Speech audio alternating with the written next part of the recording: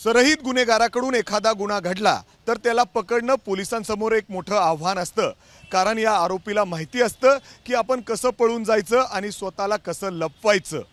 पुण्यातील स्वारगेट एसटी स्टँडमध्ये एका युवतीवर बलात्काराची घटना घडली आणि यातील आरोपी दत्तात्रय घाणे हा देखील एक सरहित गुन्हेगार आहे आणि त्यामुळेच त्याला त्याची माहिती देणाऱ्याला आणि त्याला पकडून देणाऱ्याला तब्बल 1 लाख रुपयाचं बक्षीस पुणे पोलिसांकडून जाहीर करण्यात आले। यावर अधिक बातचीत करण्यासाठी आपल्यासोबत retired ACP Bhanupratap Barge sir आहेत, ज्यांनी अनेक गुन्ह्यांचं उघडकीस आणलेलं आहे। सर, या गुन्ह्याकडे कसं पाहता आणि आरोपीचं म्हणजे नेचर काय आहे? थेट एसटी स्टँडच्या मधोमध जी एसटी उभी आहे त्याच्यामध्ये तो त्या मुलीला घेऊन जातो आणि अशा पद्धतीचं क्रूर कृत्य करतो। खरं तर अत्यंत निंदनीय आणि घृणा करावी अशी घटना, ती पण घटना घडलेली 8 दिवसांनी आपल्याला माहिती आहे। महिला दिन येतोय 8 मार्चला आणि त्याच्या 8 दिवसाच्या अगोदर अशी निंदनीय घटना घडलेली आहे। त्याची निंदा करावी तेवढी सर्वात कमी आहे। ह्याच्यामध्ये आपण जो प्रश्न केलेला आहे की अशा आरोपींची मानसिकता, सराईत गुन्हेगार खूप असतात, वेगवेगळ्या प्रकारचे गुन्हेगार असतात, परंतु बलात्काराची घटना घडणाऱ्या आरोपींची मानसिकता ही इतर गुन्हेगारांच्या मानसिकतेपेक्षा नक्कीच वेगळी असते। आणि याच्यामध्ये प्रामुख्याने आपल्याला असं दिसून येईल की ज्यावेळेस अशा त्याच्या मनामध्ये ही इच्छा निर्माण होते, मनामध्ये ही इच्छा निर्माण झाल्यानंतर त्याला कायद्याची भीती वाटत नाही, त्याला लोकांचा, आपल्या परिवाराची काळजी वाटत नाही, आपण पकडले जाऊ आपल्याला फाशी होईल ह्याची त्याला काळजी वाटत नाही। का तर त्याची मानसिकताच अशी झालेली असती, त्याला ते कृत्य करायचंच असतं। अशा या पार्श्वभूमीवरती जर बघितलं आपण की बलात्काराच्या घटना हे आपल्याला सर्व ठिकाणी दिसतील। एसटीमध्ये काल झालेली आहे, याच्यामध्ये अगोदर आपल्याला वेगवेगळ्या घरांमध्ये झालेले, स्कूलमध्ये बदलापूरसारखी घटना जी घडलेली ते स्कूलमध्ये घटना घडलेली आहे। अशा वेगवेगळ्या त्या ज्या ठिकाणी त्याची मानसिकता होईल त्या ठिकाणी असा त्याला हा गुन्हा करण्यास त्याचं मन त्याला प्रवृत्त करत असतं आणि त्यातून अशा प्रकारची घटना घडत असतात। ह्याच्यामध्ये तो सराईत असो किंवा नसो, काही गुन्हेगार सराईत असतात, काही गुन्हेगार बलात्काराच्याच केसेसमध्ये पुन्हा पुन्हा अरेस्ट झालेले असतात। आणि त्यामध्ये आपल्याला प्रामुख्याने असं दिसेल की एकदा यांची ही भीती निर्माण झाली, जी भीती असते, पोलिसांची भीती असते, समाजाची भीती असते, एकदा अटक झाला तर ती भीती कमी होते, दुसऱ्यांदा अटक झाला तर ती अजून कमी होत जाते। आणि अशा प्रकारे आपण म्हणतो निर्डावलेला गुन्हेगार हा शब्द जो आपण वापरतो तो याच प्रकारच्या गुन्हेगारांसाठी आपण निर्डावलेला हा शब्द वापरत असतो। सर, खरं तर स्वारगेट हे अशी ठिकाणे शहराच्या मध्यवर्ती जिथं नेहमी लोकांची वर्दळ असते, म्हणजे तुम्ही देखील पुणे शहरामध्ये काम केलेलं आहे। काय वाटतं, खरंच स्वारगेट हे एसटी डेपो सुरक्षित आहे? म्हणजे रात्री उशिरा पहाटे बरेच महिला मुली पुण्यातून प्रवास करतात। बरोबर आहे। खरं आता याच्यामध्ये आपण बघितलं तर 2012मध्ये स्वारगेटमधूनच माने नावाच्या एका ड्रायव्हरनी, तो एसटीचाच ड्रायव्हर, त्यांनी बस, त्याचा आणि व्यवस्थापकाचा वाद झाला ड्युटीवरून, त्यातून त्यांनी बस काढली कुणालाही न सांगता, रॉंग साईडनी चालवली। त्या बसमध्ये त्यांनी चालवण्यामध्ये 9 लोक त्यावेळेस एक्सपायर झालेले, मेलेले आपल्याला माहिती आहेत। जवळजवळ 20 ते 25 लोक त्या ठिकाणी इंजर्ड झालेले आपल्याला माहिती आहेत। याच स्वारगेटच्या बसस्थानकामध्ये फरासखाना बॉम्ब ब्लास्ट जो झालेला होता, फरासखाना पोलीस स्टेशनच्या आवारामध्ये 2014मध्ये तो बॉम्ब ब्लास्ट झालेला होता। ह्यातले आरोपी जे जात येत होते, टेहळणी करण्यासाठी येत होते, रेकी करण्यासाठी अगोदर येत होते, ते स्वारगेट बस स्टँडवरूनच जात होते। आणि या बस स्टँडच्या माध्यमातूनच आपल्याला पहिलं CCTV फुटेज जे मिळालेलं होतं ते ह्या आरोपींचं CCTV फुटेज आपल्याला स्वारगेटच्याच बस स्टँडवरून आपल्याला मिळालेलं होतं। खरं तर स्वारगेट हे असं, त्याचं लोकेशनच असं आहे की त्याला, त्या लोकेशनला मध्यवर्ती आपण म्हणू शकतो, सगळ्यांना सोयीस्कर असं म्हणू शकतो, परंतु बसेसनी जाणाऱ्या येणाऱ्या लोकांची रोजची संख्या जर बघितली आपण, त्या मानाने त्या ठिकाणी एक्सेस कंट्रोल हा महत्त्वाचा असतो। जसं मेट्रोला जाताना तुम्हाला कार्ड दिल्याशिवाय किंवा तिकीटचं तुम्ही त्या ठिकाणी स्कॅन केल्याशिवाय आतमध्ये जाताच येत नाही, असं या ठिकाणी आपल्याला कुठलंही प्रयोजन त्या ठिकाणी दिसून येत नाही। प्रत्येक ठिकाणी आता हा आरोपी त्या ठिकाणी आत्ता गेलेला आहे, त्यांनी बलात्काराची घटना स्वारगेट स्टेशनवरती केलेली आहे, परंतु माझ्या माहितीप्रमाणे आम्ही अभ्यास करताना किंवा आम्ही तपास करत असताना त्याच्या अगोदर तो रात्रभर कुठं होता हे आम्ही फाइंड आउट करत असतो। आणि माझ्या माहितीप्रमाणे तुमच्याच मीडियाच्या माध्यमातून मला जी माहिती मिळालेली आहे, तो हा आरोपी अगोदर शिवाजीनगर बसस्टँडवरती होता, शिवाजीनगर बसस्टँडवरती दिसलेला आहे, तो शिवाजीनगर बसस्टँडवरती नंतर तो स्वारगेट बसस्टँडवरती आलेला आहे।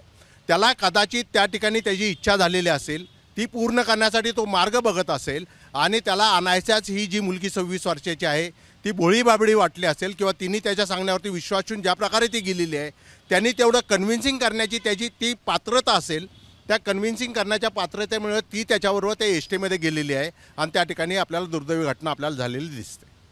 सर, बरेच आता आरोप देखील होत आहेत स्वारगेट एस टी स्टँड हे सेफ नाहीये. ज्या पद्धतीने काल आम्ही तिथं बघितलं की काही जुन्या एस टी तिथं उभी आहेत, तर त्याच्यामध्ये काही वेगळ्याच काही गोष्टी आढळून आलेल्या आहेत. असा प्रकार याच्या अगोदर कधी घडलाय का, ज्या पद्धतीने लैंगिक अत्याचार म्हणजे स्वारगेट एस टी स्टँडमध्ये? खरं तर स्वारगेट स्टेशनचा असा माझ्या काळातला तरी मला आठवणारा असा कुठलाही अनुभव माझ्या गाठीशी नाही आहे. परंतु अशा ठिकाणी ज्या बसेस थांबलेल्या असतात किंवा तुम्ही हायवेजला काही ट्रक मोडकळीस आलेले थांबलेले असतात, त्या ठिकाणी त्या ठिकाणी प्रॉस्टिट्यूशनसारखा व्यवसाय चालल्याचा अनुभवास आलेला आहे किंवा तशा घटना घडत असतात की त्या ठिकाणी रोडला उभं राहणारे कोणी महिला असतील किंवा अजून तृतीयपंथी असतील किंवा अजून कोणी लोक असतील की ज्यांना इच्छा आहे जाण्याची, ट्रक ड्रायव्हर त्या ठिकाणी जाण्या येण्याचं जास्त साधन त्या ठिकाणी सोयीस्कर त्यांना असतं, त्या ठिकाणी रिक्षावाले जाणारे येणारे असतात, त्या ठिकाणी बसचे ड्रायव्हर ऑड आवर्समध्ये त्या ठिकाणी येतात राहतात. अशा प्रकारे त्या ठिकाणी अशा घटना ज्या आहेत की असे आगार जे आहेत, फक्त एस टीचेच आगार म्हणत नाही मी, की ज्या ज्या ठिकाणी अशा डंप केलेल्या गाड्या असतील, पोलिसांच्या कंपाऊंडमध्ये काही गाड्या अशा आहेत की 2-2, 5-5 वर्ष, 10-10 वर्ष त्या तशाच पडलेल्या असतात. अशा सर्व ठिकाणचा एक त्यांनी ऑडिट करणं, गव्हर्नमेंटने ऑडिट करणं आवश्यक आहे. ऑडिटच्या माध्यमातून त्या ठिकाणी त्या गाड्यांचं एकतर विल्हेवाट लावणे आवश्यक आहे किंवा त्यांना डिसमेंटल करून तिथनं हलवणं आवश्यक आहे किंवा त्या ठिकाणी योग्य ती सिक्युरिटी त्या ठिकाणी नेमणं त्या ठिकाणी आवश्यक आहे. का तर असे कुठलेही उद्योग त्या ठिकाणी व्हायला नकोत किंवा अवैध धंदे त्या ठिकाणी कुठल्या प्रकारे सुरू व्हायला नकोत. सर, अवैध धंद्यांवर सुद्धा म्हणजे बरेच विरोधक टीका करतायत की इथं खूप सारे अवैध धंदे चालतात.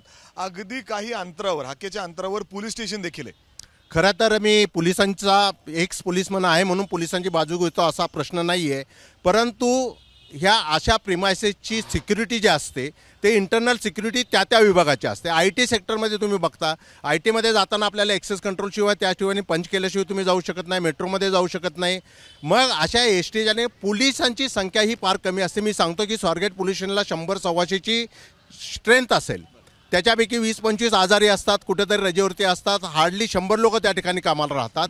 100मधले त्या ठिकाणी मग तुमचा मोर्चा आला, तुमचे VIP आले, तुमचे बाकीचा कार्यक्रम आला, त्या बंदोबस्तामध्ये 30-40 जातात. अशा ठिकाणी फक्त जे वापरायला पोलीस खरोखर फील्डमध्ये मिळतात ते हार्डली 20 ते 25 पोलीस तुम्हाला त्या ठिकाणी वापरायला मिळतात. आणि मग असा प्रश्न येतो की 24 तास एस टी स्टँडची सुरक्षा राखण्याचं काम पोलिसांचं आहे का? आणि ह्या पार्श्वभूमीवरती जर आतमध्ये एखादा कुठला अवैध धंदा चालत असेल तर ते व्यवस्थापकाला दिसत नाही का? किंवा त्यांची सिक्युरिटी ज्यांच्यावरती नेमलेली आहे त्या सिक्युरिटीला देत समजत नाही का? ॲट द मोस्ट त्यांनी कमीत कमी ती घटना त्या ठिकाणी घडत असेल तर पोलिसांपर्यंत रिपोर्ट करणं तरी आवश्यक आहे. ते होत नाही. मग पोलिसांना ज्यावेळेस काही बातमी येते त्यावेळेस पोलीस नक्कीच त्या अशा प्रकारच्या अवैध धंद्यांवरती त्या ठिकाणी कारवाई करत असतो. सर, मला अजून एक प्रश्न विचारायचा आहे की महिला, मुली खूप सारे या एस टी डेपोमधून इथून स्वारगेटमधून प्रवास करतात. पुणे हे शिक्षणाचा माहेरघर आहे. बरेचदा अशा मुलींना फसवण्याचा प्रयत्न, याच्या अगोदर सुद्धा इंटेलिजन्स असेल किंबहुना क्राईम ब्रांच असेल हे ट्रॅपवर असतात की बघण्यासाठी.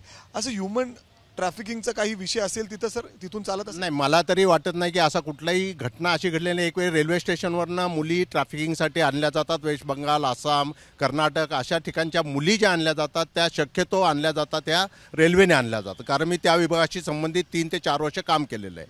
परंतु स्वारगेटच्या एस टीच्या माध्यमातून त्या ठिकाणी कुठल्या मुलीला पळून नेलं आहे, प्रॉस्टिट्यूशनला लावलं आहे, किडनॅप केलेलं आहे, त्या ठिकाणी तिला परत प्रॉस्टिट्यूशनला लावलं आहे, असा कुठलाही गुन्हा माझ्या नजरेस तरी आजपर्यंत आलेला नाही. सर, शेवटचा प्रश्न विचारतो. आत्ता जर आपण बघितलं तर हा सराईत गुन्हेगार आहे, पळून गेलेला आहे. 48 तासपेक्षा जास्त वेळ उलटलेला आहे. अजून देखील आरोपीचा पत्ता लागत नाही आणि दुसरीकडे आता 1 लाख रुपयाचं बक्षिशी. म्हणजे कुठं काय कसं असेल, काय ट्रॅप कसं शोध करायचा? कसं आहे की मला पुणे पोलिसांवरती पूर्ण हा विश्वास आहे आणि मी विश्वासाने तुम्हाला हे सांगतो की माझ्या माहितीप्रमाणे येणाऱ्या 24 तासामध्ये हा आरोपी पकडला गेलेला असेल. सराईत गुन्हेगार ज्यावेळेस आपण म्हणतो गँगस्टर पकडणं खूप सोपं असतं, का तर माहिती असतं, त्याचे कनेक्शन्स माहिती असतात. अशा प्रकारचे जे गुन्हेगार आहेत तर जो ग्रामीण भागामध्ये त्याच्यावरती रेकॉर्ड आहे, गुन्हेगारी रेकॉर्ड आहे. आपल्या सिटीमध्ये त्याच्यावरती प्रिव्हेंटिव्ह ॲक्शनसुद्धा झालेली अशी मला माहिती मिळालेली आहे. अशा ह्या पार्श्वभूमीवरती असा आरोपी काय करतो की घाबरतो स्वतः आता नंतर आणि घाबरून मग तो कुणालाच एकतर कॉन्टॅक्ट करत नाही किंवा लांब लांब पळायचा प्रयत्न करतो. अशातनं थोडा पोलिसांना वेळ देणं मला वाटतं ह्याच्यामध्ये नक्की आवश्यक आहे. खूप धन्यवाद सर. सरांनी खूप काही महत्त्वाची माहिती दिलेली आहे. अर्थात स्वारगेट एस टी डेपो हे जबाबदारी तिथल्या प्रशासनाची आहे, सिक्युरिटीची आहे अर्थात जर आपण बघितलं तर फरासखानामध्ये जे बॉम्बलास्ट झालं होतं तिथले आरोपी देखील तिथूनच ये जा करत होते, अशी देखील धक्कादायक माहिती सरांनी आता पुन्हा एकदा आपल्याला दिलेली आहे। आणि अनेक घटना तिथं घडतात, याकडे देखील लक्ष देणं खूप गरजेचं आहे आणि तिथल्या प्रशासनाने या संदर्भातली माहिती वेळोवेळी पोलिसांना देखील देणं गरजेचं असतं, आवश्यक असतं, असं देखील या ठिकाणी सरांनी सांगितलंय। कॅमेरामॅन अमोल गवाळेसह मी मिकी घई, एबीपी माझा, पुणे। एबीपी माझा, उघडा डोळे बघा नीट।